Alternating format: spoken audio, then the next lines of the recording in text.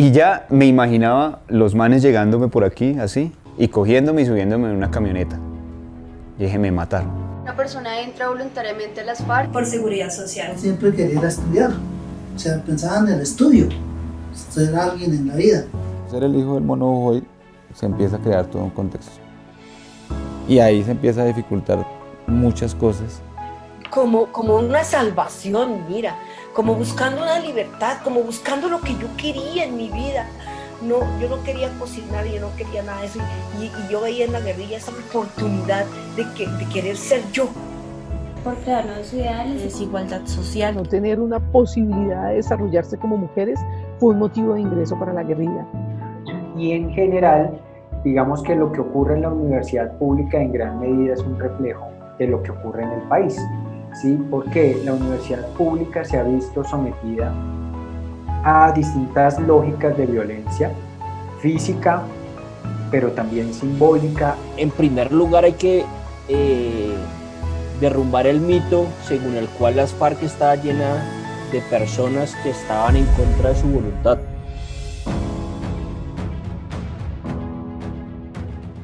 En el 2001 yo ingreso a la guerrilla de las FARC. ¿Sí? Me hacen la invitación y ingreso a la primera etapa de formación, de capacitación y de vinculación con las FARC, que es el Partido Comunista Clandestino Colombiano, que era la estructura política que dirigía las guerrillas de las FARC-EP, tanto en el monte como en las ciudades. ¿Qué estoy haciendo yo?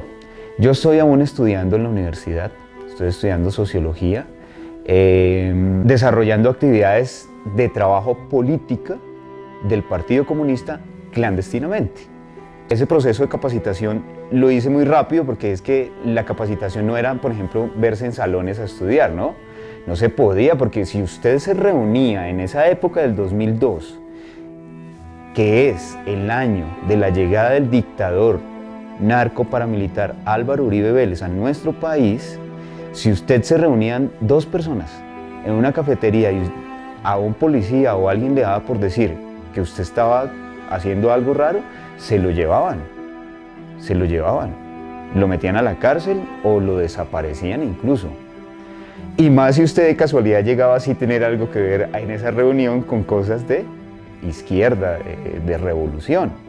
Entonces es también la época en que yo también me tengo que poner a pensar en que ya no puedo estudiar más en la universidad, ya no puedo visitar mi familia, ya no puedo visitar mis amigos, y me introduzco ya definitivamente a la vida clandestina. Cuando uno habla con quienes fueron mandos medios de las FARC, que fueron jefes de frente, generalmente hicieron parte del Estado Mayor Central o secretariado de esa organización, el común denominador es que varios de ellos pertenecían a la JUCO, la JUCO es la Juventud Comunista, o pertenecían al Partido Comunista, o en su momento pertenecieron a la UP, que fue el movimiento que surgió luego del proceso de paz con el Belisario Betancur en el año 84, y que, como sabemos, bueno, aunque la cifra no está del todo determinada, pero más o menos murieron entre 3.000 y 4.000 de sus militantes, pues muchas digamos, muchas de las razones de estas personas se afincan en esa persecución estatal. Vivían en el municipio de Vistahermosa, o sea, una vereda que llama el Alto del Guainí. Llego a las FARC, ingreso en el año 98, o menos finales del año 98. Pues en ese momento pues, estaban los acontecimientos pues, a raíz de la situación política que está en ese tiempo el país, y estaba en la vida de las preparatorias para los diálogos del Caguán, cuando eso se llamó la zona de distensión, que fue la zona de despeje. En 1998 el gobierno de Andrés Pastrana accedió a una negociación de paz previa desmilitarización de una zona de 42.000 kilómetros cuadrados en el sur del país.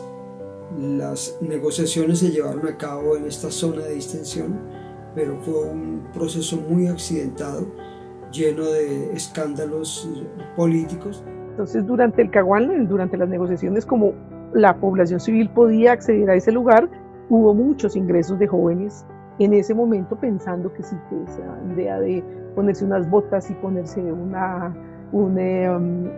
uniforme y un arma les iba a dar la entrada triunfal en algún momento. En 1999 a comienzos estaba estudiando, 10º grado, las persecuciones continuaban. En agosto del 99 ingreso a las FARC. Hubo un cambio de vida bastante complicado. Siempre no es tan fácil uno estando en la ciudad acostumbrarse a la vida del campo y más en las condiciones de una guerra irregular como la que se vivía en las FARC y en Colombia con el Estado. ¿Por qué? Porque pues necesariamente uno está acostumbrado a vivir en una casa o en un apartamento y de repente en la vida entonces uno tiene que andar como el caracol con la casa a cuestas. Cuando hay que andar con la casa a cuestas, pues sencillamente uno se acostumbra a vivir sin mucha cosa. El 13 de agosto de 1999 fue asesinado el periodista, humorista Jaime Garzón, lo cual significó casi que un tocar fondo en la arremetida del paramilitarismo, sobre todo en Bogotá. Yo vengo de Santander, de una región muy linda y rica, pero una región abandonada. Yo ingreso a las FARC en 1982, pero fue una situación a nivel del país de persecución a líderes sociales en ese momento también, de operaciones, de operativos en el campo, de una represión muy fuerte. Eso es lo que sobresale del gobierno de Julio César Turbay. Y eso se tradujo en una persecución hacia los grupos guerrilleros o a toda aquella persona o dirigente de la cual se presumiera que participaba o apoyaba a los grupos guerrilleros. Entonces ellos toman la decisión en el 82 de expandirse, crecer y tener vocación ofensiva, desarrollan una política consistente de incorporación de personal para ese propósito, comienzan a ingresar un montón de gente y pasó fácilmente de menos de 1.000 personas a cerca de 20.000 miembros. Mi vida política, digamos, de inmiscuirme en lo que es la acción política ciudadana, digámoslo, comienza en el año de 1998. Cuando llego aquí a Bogotá a estudiar Comunicación Social y Periodismo en la Universidad Santo Tomás. ¿Por qué? Porque yo vengo de un pueblo. Yo estudié en Tabio mi primaria y en Cajicá estudié mi bachillerato. Y toda mi vida viví en el pueblo. Pero es en el 98 cuando yo vengo ya a vivir en el entorno de la ciudad de Bogotá. Y eso pues me llevó a meterme al mundo cultural, digámoslo así. Y eso me acercaba, digámoslo, que a la causa social, ¿sí? Al sentimiento que le genera a uno el rechazo a ver injusticias. Cuando estaba haciendo el segundo semestre, creo que fue, sí, el segundo semestre de comunicación social, los indígenas UBA se tomaron Ecopetrol y nosotros fuimos allá como estudiantes de comunicación social a hacer un reportaje sobre eso. Entonces eso me acercó a ver esa realidad que para mí era completamente desconocida. Ver gente viviendo en el piso, tapados con cauchos, pues con ropa sucia, vieja, niños descalzos. Y yo decía, no, pero esto es como terrible. Y así me fui metiendo como en el tema, conociendo cosas.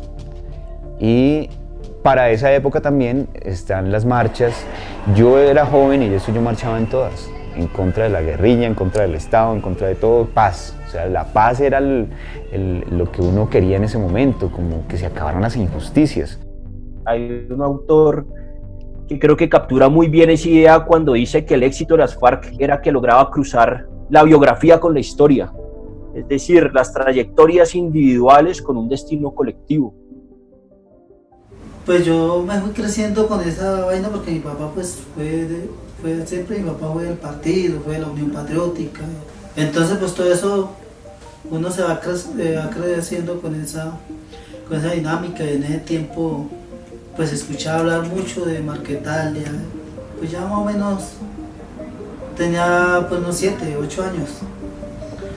Y pues yo estudiando ya fui aprendiendo a leer, a medio leer, porque pues uno no puede decir que iba a leer.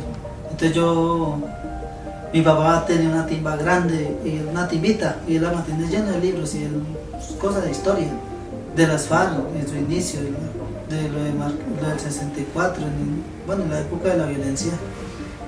Y pues también lo otro repercutía con la historia de mi abuelita, porque ellas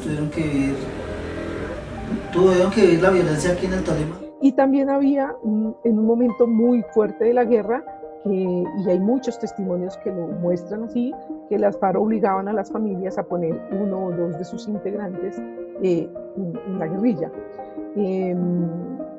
La forma en que los obligaban a esas familias era muy diversa, pero sí hay muchos testimonios que vinculan este tipo de reclutamiento forzado, de obligar a las familias a poner su cuota, pues como un poco para la revolución, y la forma de hacerlo, como no tenían dinero, era con sus hijos e hijas para la guerra. Y hay muchos testimonios que muestran pues cómo familias enteras salieron desplazadas con tal de que sus hijos no ingresaran a la guerra, con tal de que no fueran parte pues, de ningún grupo armado. Pero también sucedió con los paramilitares, digamos, esto no fue algo que hicieran solamente las FARC ni el ELN, sino en general en un momento crudo de la guerra, cuando la guerra se intensifica, pues todos echan mano ¿de quién? De los jóvenes, de los niños, de las niñas, de los adolescentes, porque son fáciles para reclutar, obedecen, entran muy rápido en una fase de entrenamiento, aprenden rápido. Cuando alguien se hace la pregunta de por qué los combatientes de los paramilitares y de lo que hoy llaman organizaciones sucesoras del paramilitarismo salen de los mismos lugares, y por qué los combatientes de las guerrillas también salen de los mismos lugares, es porque son lugares donde no solamente tienen unos factores muy importantes en términos de exclusión y de un déficit de necesidades básicas insatisfechas y todos estos factores estructurales, sino que también hay todo un aprendizaje intergeneracional que muchas veces hace que haya, digamos, familias que simplemente van transmitiendo esas destrezas, y lo que saben hacer es eso. Hay que comenzar a trabajar desde una perspectiva intergeneracional, ¿no? Y eso a veces no es muy atractivo para el Estado, en el sentido en que toca comenzar a trabajar desde incluso una edad muy temprana para evitar que jóvenes que han crecido en estos entornos, que han visto a su papá, a su tío, a su tía ganar estatus porque pertenecen a estas organizaciones, no terminen enlistándose a ellas. Estuve en un campamento que llamaba La Guardería 5 meses. Viviendo en Florencia, entonces me enfermé de una alergia y unos granos en la cabeza. Y eso hizo que pues empezara vino a Bogotá. Cuando eso mi papá podía venir a Bogotá, digamos entre comillas. Eso era el año del 84. La abuela acá en Bogotá se encariñó conmigo. Y finalmente le dijo: Jorgito, pero usted ¿por qué no me deja ese niño? Yo se lo cuido. ¿Para qué lo lleva otra vez por allá a Florencia? Y mi papá se quedó, dijo: no, porque él está con la abuela de él, en Florencia. Otros compañeros del partido, Miller Chacón, un abogado que fue asesinado acá en Bogotá en 1990, le dijo: pues déjelo que la abuela lo cuide. Lo cierto fue que me quedé en Bogotá y no volvimos donde mi mamá. Yo estudiaba en ese colegio San Viator, eso era un problema porque no podía ni decir... O sea, yo tenía 2 vidas realmente paralelas, con 10 años, 9 años. Y tenía que tener claro el contexto, que no podía pronunciar ni una sola palabra de lo que sucedía en realidad. Entonces, claro, el relato era que mi papá era un abogado, que mi mamá era una empleada del distrito y no sé qué. En el año del 94 tuvimos un viaje al Guaviare. Fuimos con la abuela al Guaviare a visitar a mi papá en un campamento que se llamaba La Escalera. Y empieza una persecución bastante compleja. Yo siempre tengo en la mente que nos cambiábamos de casa. A las 7 de la noche decían: nos vamos, y nos vamos. Y por allá nos quedamos a dormir en otro lado, por lo menos en unas 10, 15 o 20 partes en distintos sitios en Bogotá. Yo tengo muchos recuerdos de eso. Pasaron seguramente 3 años más, hasta el 97, que es cuando la toma del Villar, todo esto en el Caquetá, Miraflores, todas estas tomas. Y ahí es cuando más se complica todo, porque ahí es cuando los seguimientos, la gente con gafas, cuando yo me iba a montar la ruta del colegio y todo. Entre 1998 y 1999 hubo una arremetida del paramilitarismo hacia líderes de izquierda democrática. Se empezó un poco antes con el doble crimen de los investigadores del CINEP, Mario Calderón y Elsa Alvarado, en un apartamento en Bogotá.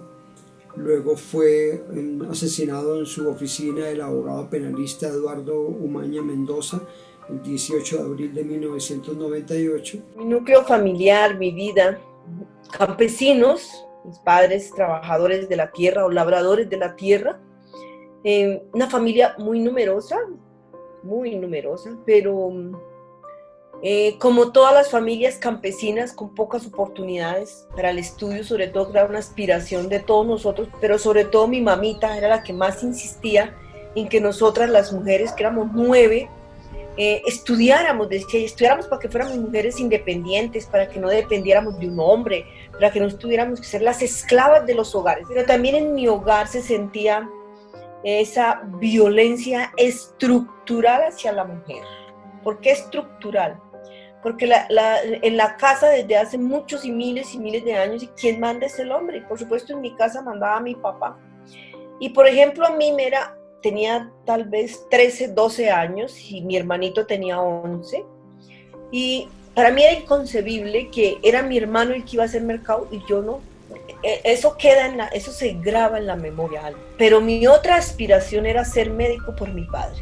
También yo de ver a mi papá que trabajaba con sus medicamentos, me nació que quería ser médico. Yo quería ser una profesional.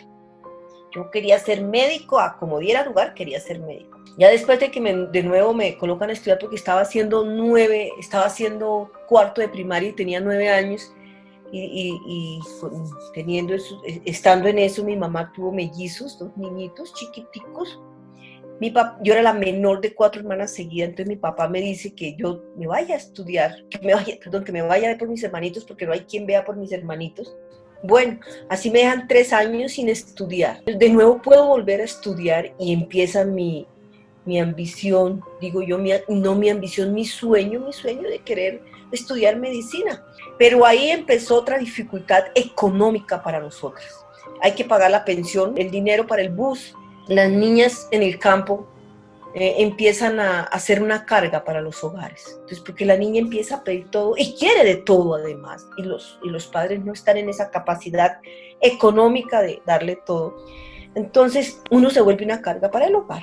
Entonces, hay que buscar cómo zafarse de esa carga, y la forma de zafarse de esa carga es un matrimonio. Familias campesinas muy pobres que tenían 5 o 6 hijos y iban y les entregaban los mayorcitos o los de la mitad a la guerrilla.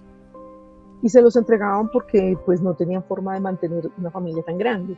Entonces creían los campesinos, y lo vi y lo escuché, que estaban mejor en la guerrilla porque tenían comida, tenían vestido, tenían una forma de vida, no digamos casa, pero una forma de vida, y aunque tuvieran el peligro de estar en la guerra, pues consideraban que allá por lo menos recibían educación y tenían una vida medianamente digna que ellos no podían dar. Y un común denominador en el ingreso de mujeres, y es, en sus casas estaban siendo violentadas física y sexualmente. El futuro que les esperaba como mujeres era casarse con una persona mayor, con una persona que les significara a su familia, la de la mujer, aliviar el peso, ¿no?, económico de una boca por alimentar.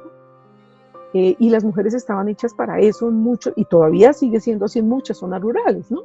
Entonces, si la niña se casa, listo, salimos de esa responsabilidad, 0 problemas, es una persona que se va a dedicar al campo, a criar a los hijos y a obedecerle al marido, sin posibilidades de estudiar, ni obviamente que aquello de una carrera completamente fuera de todo su alcance, porque muchas de ellas ni siquiera terminaron primaria.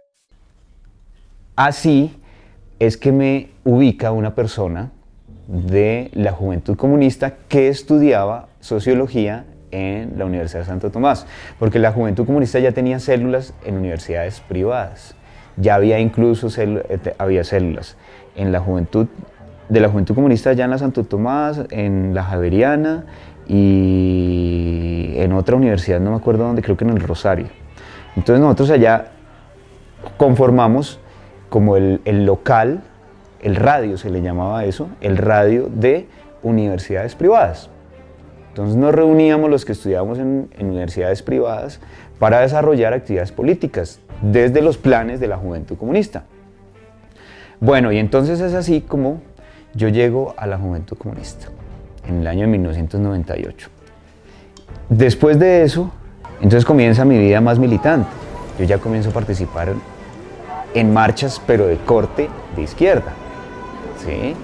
En esa época estamos hablando del 98, 99 y vamos para el 2000, y hay mucha confrontación política, ideológica fundamentalmente. En esa época yo lo caracterizo como una época de una lucha ideopolítica.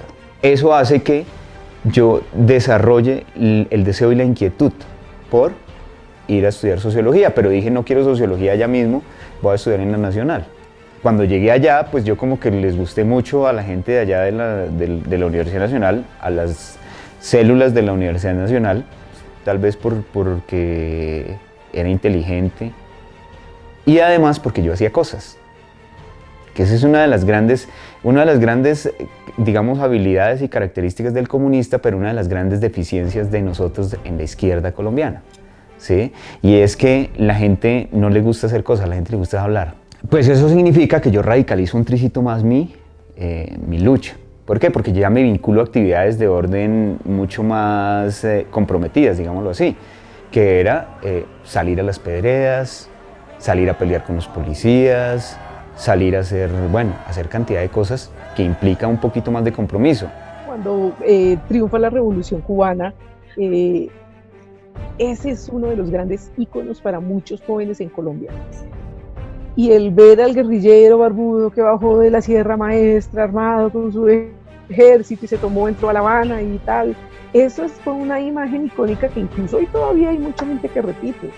Claro que ya después de tantos años, pues la gente ya ha entendido que esa no era la vía, pero en su momento, años 59, 60, 61, incluso hasta los 70, esa era la idea icónica de los jóvenes, que incluso muchos les decían que eran guerrilleros de cafetería.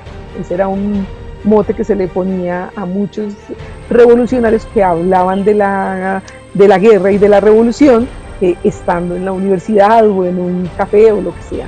Y muchos, yo no voy a negar que sí encontré que varios de ellos había persecución, pero también había un deseo y una utopía, había un sueño de entrar a la guerrilla y tomarse el poder.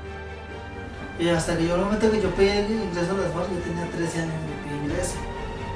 Y incluso le pedí ingreso al comandante del frente que había en ese tiempo. Y entonces él me dijo, no, mijo, usted está muy niño y usted no lo podemos llevar todavía porque usted es un menor de edad.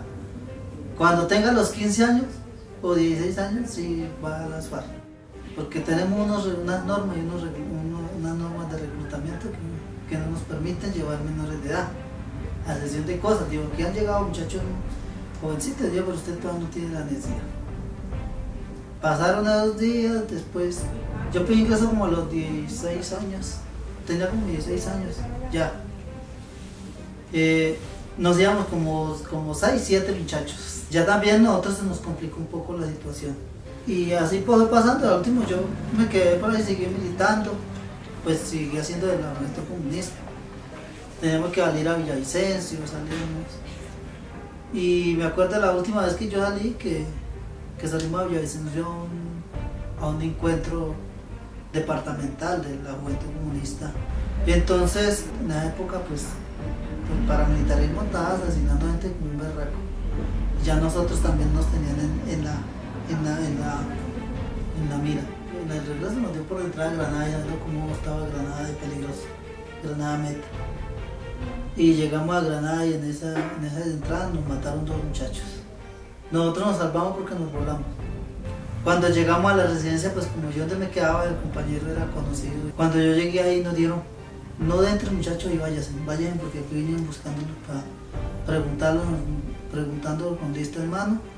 Aquí entraron 6 manes armados y entraron adentro buscándolos. Y mejor que vaya. Pues ya lo último me fui, de una porque siendo militar me fui a un curso. Tuve el segundo curso ya en el 98, a principios del 98 ya a finales del 98 fue que me fui para la guerrilla. Yo creo que sin duda muestra precisamente la falla que ha tenido el Estado y el proyecto de nación en Colombia, donde mucha gente encontró en las FARC si se quiere, una patria chica, un lugar donde pertenecer y donde socializar con pares, es decir, con personas que experimentaban exclusiones, incluso persecuciones por parte del Estado. Mucha gente se fue voluntariamente a las FARC buscando protección. En la 19 con tercera, ahí cerca donde vivo, a las 5 de la mañana estábamos con la abuela ahí para coger el bus y había una gente ahí con gafas negras en la esquina, pues.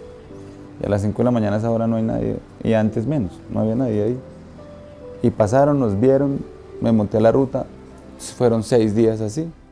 Entonces eso era muy complejo.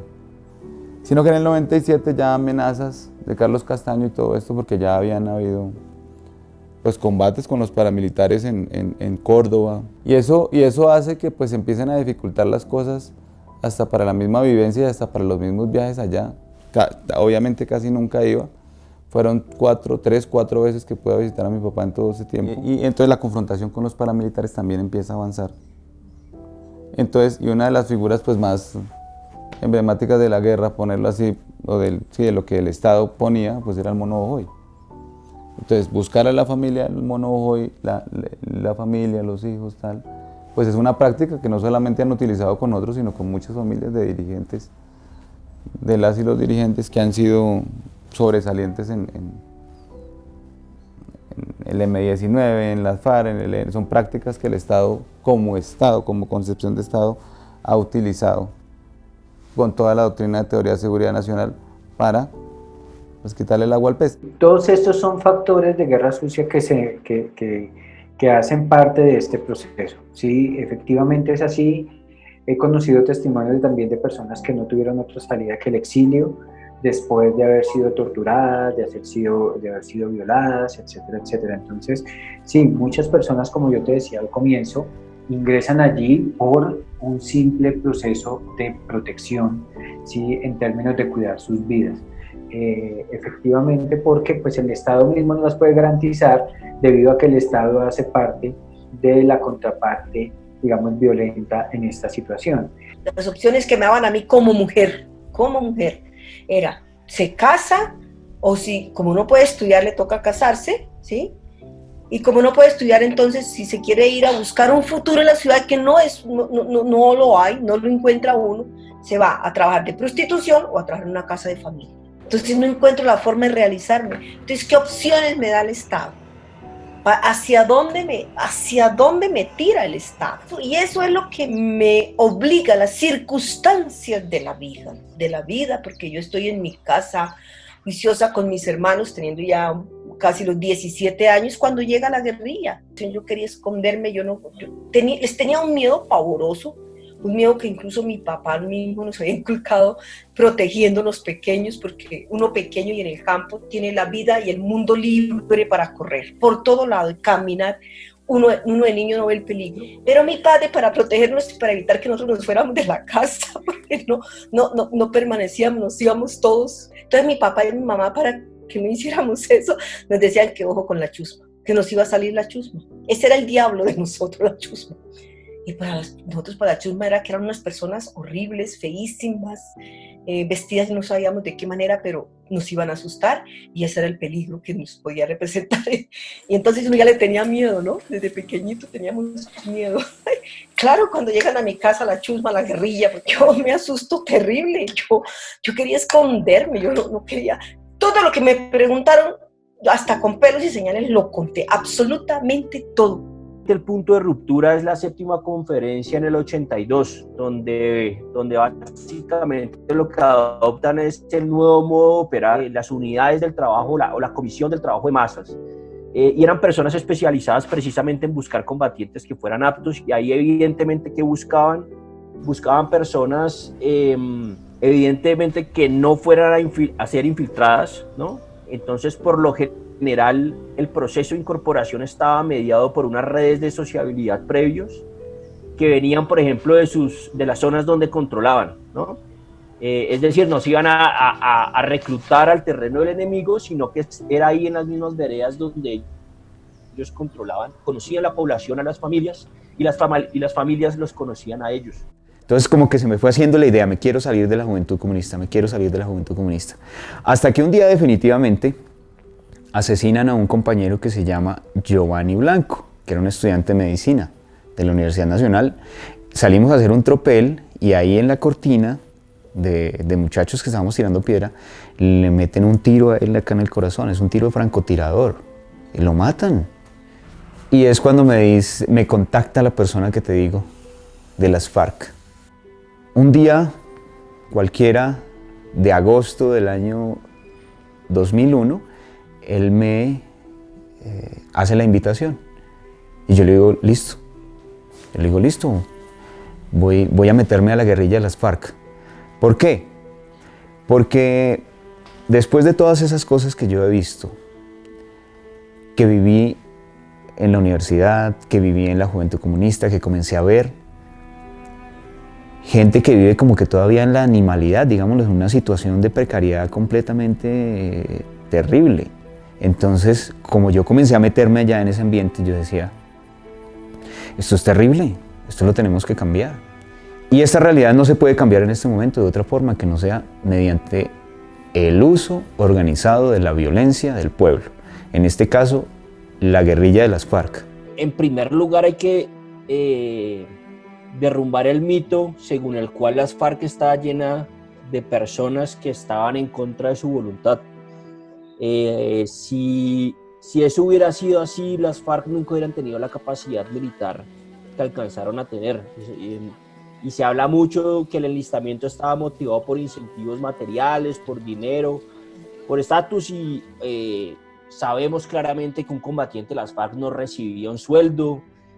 Usualmente cuando capturaban recursos para beneficio individual, pues tenía unas consecuencias que a veces podía costarle la vida. Muchas veces se cree que todo esto es forzado, que es obligatorio, y digamos que en gran medida se hace también en contextos en que las personas, digamos, tienen una convicción política en relación con el proyecto político que presenta el grupo armado.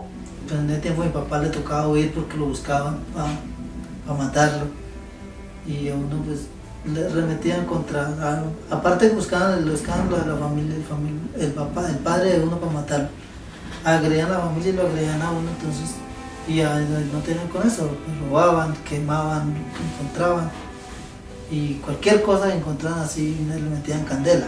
Entonces todo eso es una realidad porque eso lo vivimos, y no solamente lo viví yo, y creo que lo vieron muchos compañeros nuestros.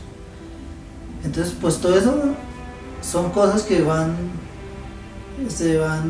germinando y van fermentando a que uno tome decisión de a ir a coger un arma, no porque uno haya sido aficionado a ir a echar plomo, ¿no? Las necesidades, pues vuelvo digo, la represión ha sido muy berraca. ¿Cómo juzgar? Yo no me atrevo a juzgar a la gran mayoría de esos excombatientes, pues porque ingresaron por unas razones por las cuales yo jamás lograré entender, porque nunca viví algo siquiera parecido.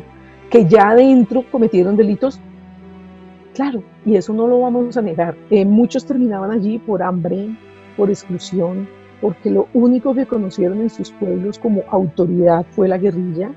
La idea que tenían de las fuerzas estatales no era la mejor, entonces eran fuerzas estatales que generalmente llegaban con represión, llegaban a, digamos, a maltratar al campesino. Entonces esa idea de las fuerzas militares o estatales maltratadoras, violadores de derechos humanos, persistió por mucho tiempo, y la autoridad, insisto, con todas las fallas y errores que tenía, en algún momento fueron las FARC, y entonces decidían entrar a las FARC. Yo tengo 14, 15 años, quiero salir a andar, quiero salir a hacer un poco de cosas. Entonces también empiezo a tener problemas porque ellos me dicen que no y yo que sí, entonces me iba. Eso también generó dificultades. Y también un punto de inflexión, pues fue ya un día entrando a la casa, a mi tía que vive en Bélgica, le dijeron que si yo no me iba, que me iban a secuestrar. O sea, la cogieron y le dijeron, venga, unos manes en unas motos, la pararon y le dijeron, bueno, si ese muchacho no se va, lo vamos a secuestrar. Ahí pues mi tía, en todo un trauma, pues nos comentó, dijo, aquí es difícil. Entonces empieza a tomar la decisión, no solamente irme para la guerrilla, sino como por irme a estudiar a otro lado, a otro país, era como la idea. Porque mi tía siempre estuvo pensando, y ellas, mi mamá y mi otra tía, que me fuera a estudiar a otro país, a Europa. Entonces ahí no había como esa opción. A mí realmente no me parecía la opción irme para Europa. Siempre eso, me gustaba mucho estudiar, yo quería estudiar, quería hacer esto y lo otro. Realmente no concebía esa posibilidad mucho. Mucho en la idea de que yo siempre he pensado que los problemas hay que afrontarlos no como yéndose uno. A la par de eso, el abuelo siempre estaba como con una formación comunista en la casa. Siempre me decía, bueno, si usted algún día se va por allá, vea, hay que ir por allá, pero hay que saber a qué se va por allá. En el 94, en el viaje que hice en el 94, a un campamento de mi papá. A un campamento que estaba mi papá, yo tenía 10 años. Yo veía que era una vida en comunidad. Eso me pareció supremamente importante. Una familia grandota. La gente allá tiene unos altos valores de humanidad. Acá es muy distinto, eso es otra cosa. Eso me parecía muy importante. Seguramente otra cosa también es, bueno, todo lo que me enseñaba el abuelo de lo que era pues, la ideología del comunismo, de luchar por el pueblo, de la justicia social. Y esos valores también incidieron mucho en tomar esa decisión, pienso. Seguramente uno cuando se va no es muy consciente de por qué se va a la lucha. Igual por lo que uno piensa hay que luchar, por lo que uno piensa y por los ideales que se tiene. En medio de las dificultades que sea, siempre tuve eso claro. Esa ida a la guerrilla se da en ese agosto, después de eso que sucede, que le dicen a mi tía. Cuando estoy allá, pues me doy cuenta y digo, bueno, yo aquí me embalé también, aquí esto no está fácil. La decisión de vincularse o no a la insurgencia no es una decisión voluntarista de las personas, sino que esas decisiones están totalmente condicionadas por un entorno, por unas condiciones históricas, por unas condiciones políticas, por unas condiciones sociales, por unas condiciones económicas. Mi vida clandestina, como te digo, comienza propiamente en el 2002. 2001. ¿Por qué tiene uno que vivir en la clandestinidad? No aquí en Colombia, sino en cualquier lugar del mundo. Uno vive en la clandestinidad porque está conspirando. Y el que conspira contra alguien. Y generalmente ese alguien tiene más poder que uno. Y más en Colombia en esa época, ahí sí precisamente porque estamos en la época de la dictadura de Álvaro Uribe Vélez. Eso significaba que la persona que se opusiera a ese gobierno representado en Uribe debía ser eliminado. Nosotros como integrantes de las FARC, por ser miembros del Partido Comunista Clandestino Colombiano, pues éramos el enemigo principal de Álvaro Uribe Vélez. Entonces, que nosotros nos dejáramos ubicar por Álvaro Uribe Vélez significaba que nos acababa, nos mataba, nos eliminaba.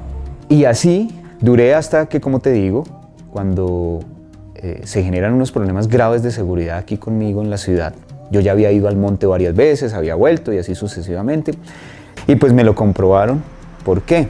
Porque un día estando yo en el Parque Nacional, sentado por allá, en una parte de arriba solo, porque, pues como te digo, la vida clandestina estaba allá, y llegó un agente del DAS. Uno, ¿por qué sabe que es un agente del DAS? Pues por la pinta. La pinta del agente del DAS es lo que nosotros llamamos el tira. Entonces es una persona que su perfil, digamos, físico es como entre un ñerito y un policía normal. Llegó y se me acercó y me dijo, yo estaba solo, imagínense, en ese parque, solo. Cuando llegó el tipo y me dice, se me presenta de esta forma. Él dice, yo soy Omar Alberto Navarro Díaz. Pues esos eran mis nombres, ¿sí? Eso era mi nombre civil, el que está en mi cédula. Cuando ese tipo me dijo eso, a mí se me subió y se me bajó y volvió y se me subió y volvió y se me bajó, mejor dicho. Yo quedé frío. Y ya me imaginaba los manes llegándome por aquí, así, y cogiéndome y subiéndome en una camioneta. Y dije, me mataron. Entonces el tipo me dijo, usted tiene malas amistades. Usted está metido con las FARC. Me dijo, lo mejor que puede hacer es dejar eso porque si no lo pueden matar. Y yo de una vez tenía una maletica y metí un libro que tenía ahí, cerré la cremallera mirando para todos lados y yo le dije, bueno, muchas gracias, muy amable. Entonces, uno no conoce a la gente, uno los ve, pero uno no sabe quiénes son. Le dije, muchas gracias por ese consejo. Y cogí mi maleta y me desaparecí, me bajé rápido para la séptima. Pero eso sí, iba con el corazón así, y con la cabeza pensando mil cosas. Además porque yo en ese momento vivía con mi compañera. Entonces yo dije, no, pues si me tienen a mí, la tienen a ella. Ella llegó por la tarde y le dije, bueno, mira, pasó esto, ya esto aquí es invivible. ¿Por qué? Porque ellos nos asustan. ¿Para qué?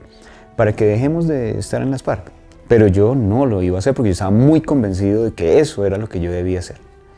Entonces yo le dije a ella, no, nos vamos, yo por lo menos me voy para el monte. Y nos fuimos y es cuando yo digo, a dedicar mi vida en la guerrilla. Y salí de Bogotá una noche, si no estoy mal creo que fue un 25 o un 26 de agosto también. Cogí mi maletica, una maletica ahí, sencillita, y llegué allá y desde ese día no volví a salir hasta que volví a la ciudad en el año 2017. Con la llegada de Álvaro Uribe Vélez al poder, pues se recrudeció el conflicto armado. Su política era la de seguridad democrática, pues viene una sucesión de escándalos, el primero conocido como las chuzadas del DAS, con hostigamiento y espionaje a opositores, políticos, periodistas. Digamos que lo que ocurre en la universidad pública en gran medida es un reflejo de lo que ocurre en el país, ¿sí? Porque la universidad pública se ha visto sometida a distintas lógicas de violencia física, pero también simbólica, etc. Entonces, me explico, física en el sentido de que hay estudiantes que se han visto desaparecidos, hay estudiantes que han sido asesinados. También tenía que ver con eso, ¿no? Con una persecución muy fuerte del Estado, pero a veces con una lectura ideológica de la realidad. Y de un momento a otro les dijeron, la revolución está a la vuelta de la esquina, y usted no lo puede coger en la ciudad, véngase para el campo porque usted tiene que estar con nosotros que hemos estado luchando por la revolución.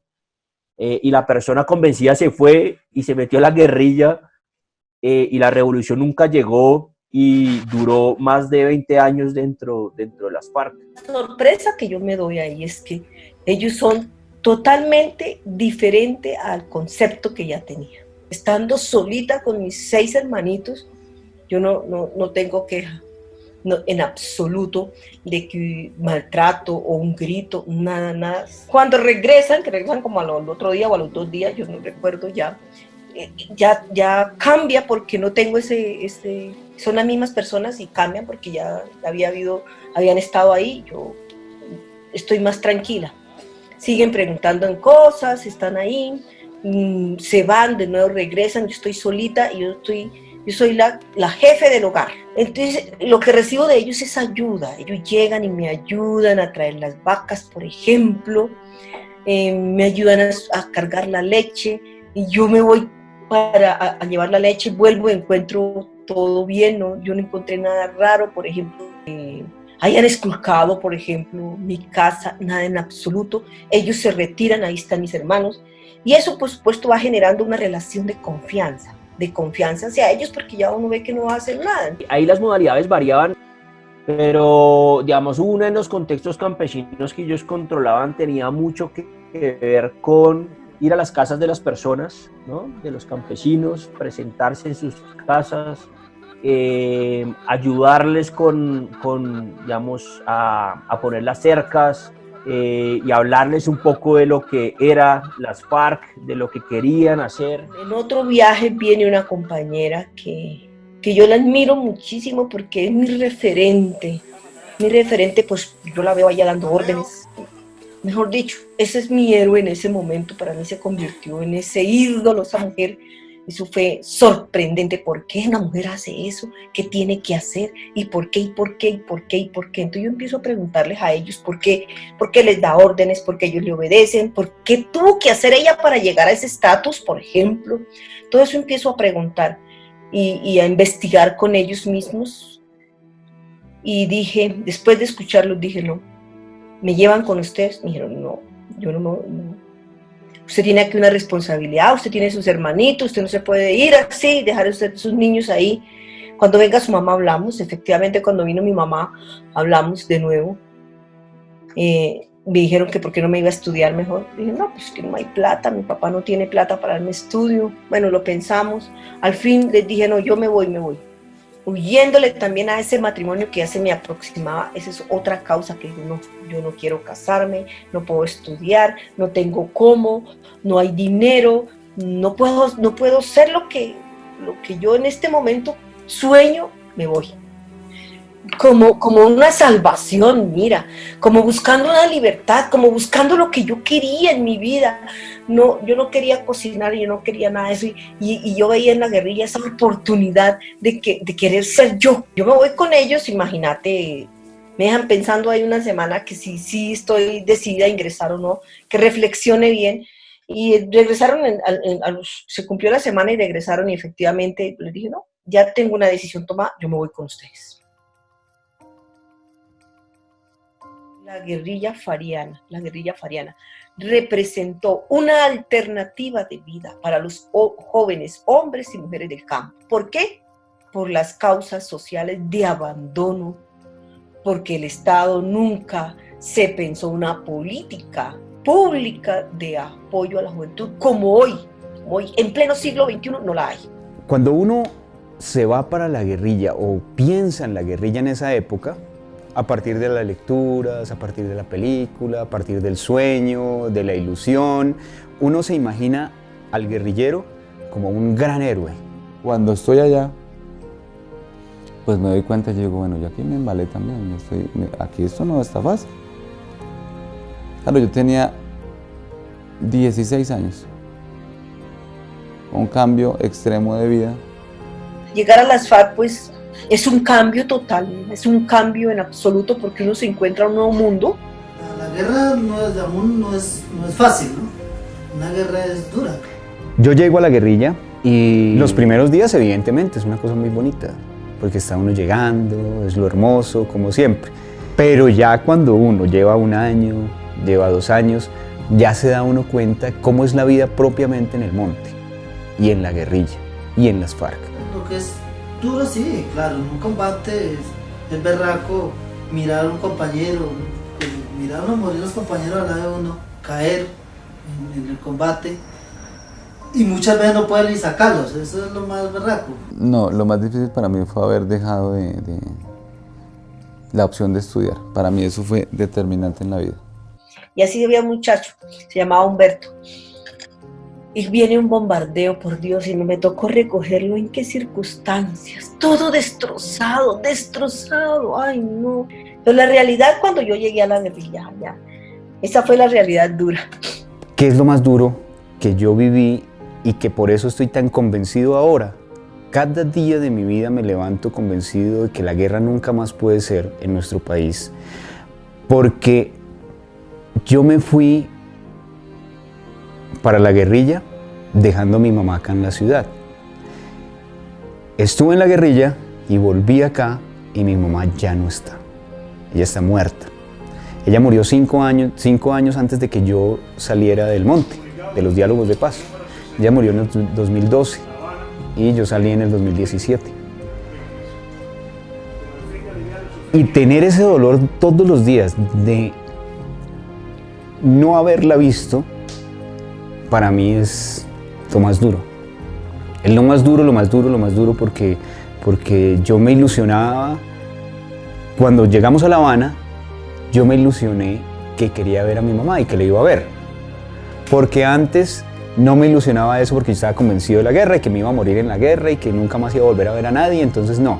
Pero cuando se abrió ese escenario de los diálogos y todos dijimos vamos a poder volver, pues lo primero que uno piensa, en el caso mío, me imagino que en los otros también fue la mamá. Voy a ver la mamá, voy a ver mi mamá, voy a ver mi mamá. Pues resulta que yo salí y mi mamá estaba muerta. Entonces eso fue un choque durísimo. Yo estaba en La Habana cuando me enteré y estaba solo, me acuerdo, en la sala donde yo vivía, cuando mi hermana me contó, además mi hermana me contó, pues ella yo creo que no sabía que yo no sabía y me dijo, no, pero mi mamá está muerta. Y a mí ese momento como que todo se me cerró, se me nubló y lloré ahí en la casa. Bueno, mi motivo de paz es que logremos subsanar todas las heridas que ha vivido la sociedad a la raíz de este medio siglo de confrontación, ¿sí? Y que esto no se vuelva a suceder. Poder que las nuevas generaciones, poderles contar otra historia, una historia más completa de lo que ha sido la historia de este país. Un país en el que esa diversidad que construye algo hermoso nos dé la posibilidad de que nunca más nuestras familias tengan que vivir dolor, tristeza, separación, muerte. Que una de las cosas que usualmente no se tienen en cuenta y que en Colombia se ha fallado una y otra vez es no tener políticas consistentes con los sectores juveniles de estas regiones rurales o semirurales. Nosotros no podríamos pensar en la reconciliación del país ni en la construcción de paz si no logramos humanizar a los guerrilleros, ¿sí? Es decir, no que se vuelvan mejores seres humanos, sino nosotros mismos los que hemos estado por fuera del conflicto, entender que ellos son seres humanos. Uno es una víctima del conflicto, ¿no? Porque uno ni siquiera pudo decidir qué hacer de su vida. Que fue una sociedad con todas sus fallas, un Estado con todas sus fallas, el que terminó de alguna manera impulsando a muchos de ellos a la guerra.